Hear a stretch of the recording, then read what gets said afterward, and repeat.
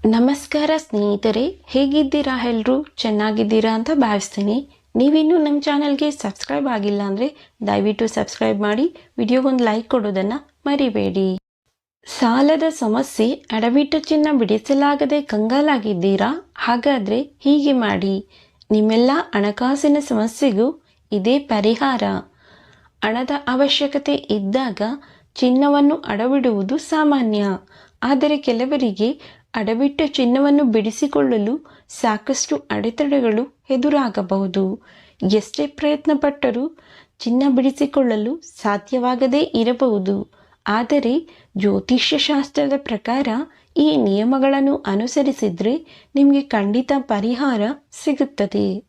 ಹಣದ ಅವಶ್ಯಕತೆ ಯಾರಿಗೆ ತಾನೇ ಇರುವುದಿಲ್ಲ ಹೇಳಿ? ಮನುಷ್ಯ ಎಂದ ಮೇಲೆ ಹಣ ಬಹಳ ಮುಖ್ಯ. ಆದರೆ ಕೆಲವೊಮ್ಮೆ ಹಣವನ್ನು ಹೊಂದಿಸಲು ಪರದಾಟ ನಡೆಸಬೇಕಾಗುತ್ತದೆ.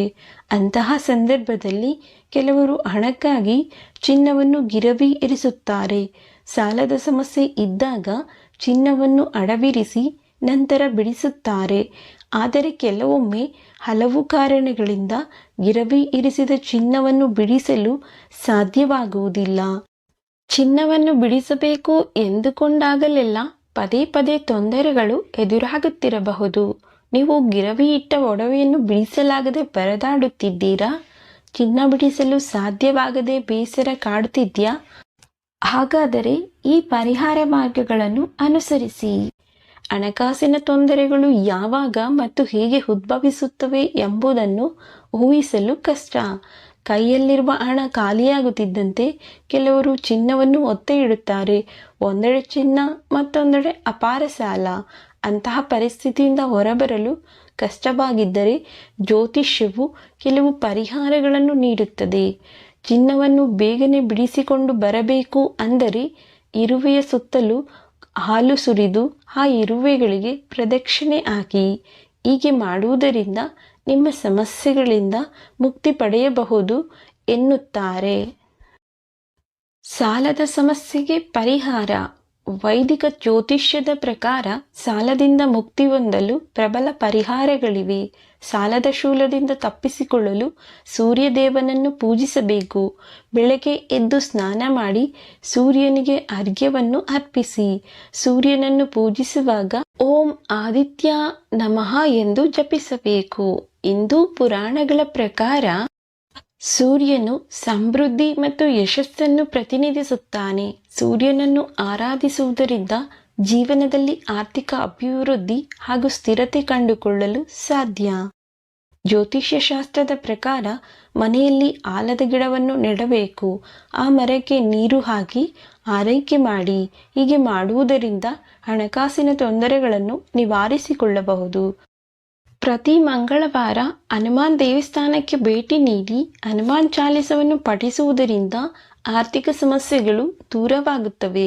ಹಾಗೆಯೇ ಋಣಮುಕ್ತರಾಗಿ ಅಂಗಾರಕ ಸ್ತೋತ್ರವನ್ನು ಪಠಿಸಬೇಕು. ವಿಷ್ಣು ದೇವಾಲಯದಲ್ಲಿ 2 ಬಾಳೆ ಗಿಡಗಳನ್ನು ನೆಡುವುದು ಅದೃಷ್ಟವನ್ನು ತರುತ್ತದೆ. ಸಾಲದ ಸಮಸ್ಯೆ ನಿವಾರಣೆಗೆ ಬಾಳೆಹಣ್ಣುಗಳನ್ನು ನಿರ್ಗತಿಕರಿಗೆ ದಾನ ಮಾಡಬೇಕು. ಹೀಗೆ ಮಾಡಿದರೆ ಸಾಲದಿಂದ ಮುಕ್ತಿ. ಸಾಲ ತೀರಿಸಲು ಕೆಲವು ಪೂಜೆಗಳನ್ನು ಮಾಡಬಹುದು. ಇವು ಆರ್ಥಿಕ ಸಮಸ್ಯೆಗಳಿಂದ ಮುಕ್ತಿ ಹೊಂದಲು ನೆರವಾಗುತ್ತವೆ. ಮನೆಯಿಂದ ಹೊರಗೆ ಹೋಗುವಾಗ 5 ಲವಂಗ ಹಾಗೂ ಕರ್ಪೂರವನ್ನು ತುಪ್ಪದಲ್ಲಿ ಬೆರೆಸಿ ಹುರಿದುಕೊಳ್ಳಬೇಕು. ಆ ಮಿಶ್ರಣವನ್ನು ಹಣೆಗೆ ತಿಲಕದಂತೆ ಇಟ್ಟರೆ ಸಾಲದ ಸಮಸ್ಯೆ ಅಥವಾ ಹಣಕಾಸಿನ ಸಮಸ್ಯೆ ದೂರವಾಗುತ್ತದೆ. ಯಾವುದೇ ಕೆಲಸವನ್ನು ಪ್ರಾರಂಭಿಸುವಾಗ ಮೊದಲು ಗಣೇಶನನ್ನು ಪೂಜಿಸಬೇಕು. ಹಿಂದೂ ನಂಬಿಕೆಗಳ ಪ್ರಕಾರ ಗಣೇಶನು ಅಡೆತಡೆಗಳನ್ನು ನಿವಾರಿಸಿ ಸಮೃದ್ಧಿಯನ್ನು ತರುತ್ತಾನೆ.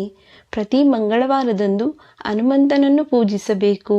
ಹನುಮಂತನ ಮುಂದೆ ದೀಪ ಹಚ್ಚಲು ಬಳಸುವ ಎಣ್ಣೆಯಲ್ಲಿ ಲವಂಗವನ್ನು ಸುಟ್ಟರೆ ಸಾಲದ ಬಾಧೆ ದೂರವಾಗುತ್ತದೆ.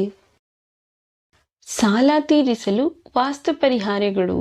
ಸಾಲದ ಸಮಸ್ಯೆ ನಿವಾರಣೆಗೆ ಸ್ನಾನದ ಕೋಣೆಯಲ್ಲಿ ಒಂದು ಬಟ್ಟಲಿನಲ್ಲಿ ಉಪ್ಪು ಹಾಕಿ ಇರಿಸಿ. ಮನೆಯ ನೈಋತ್ಯ ದಿಕ್ಕಿನಲ್ಲಿ ಮಲಗುವುದು ಸಾಲದ ಪರಿಹಾರಕ್ಕೆ ಉತ್ತಮ ವಾಸ್ತು ಪರಿಹಾರವಾಗಿದೆ.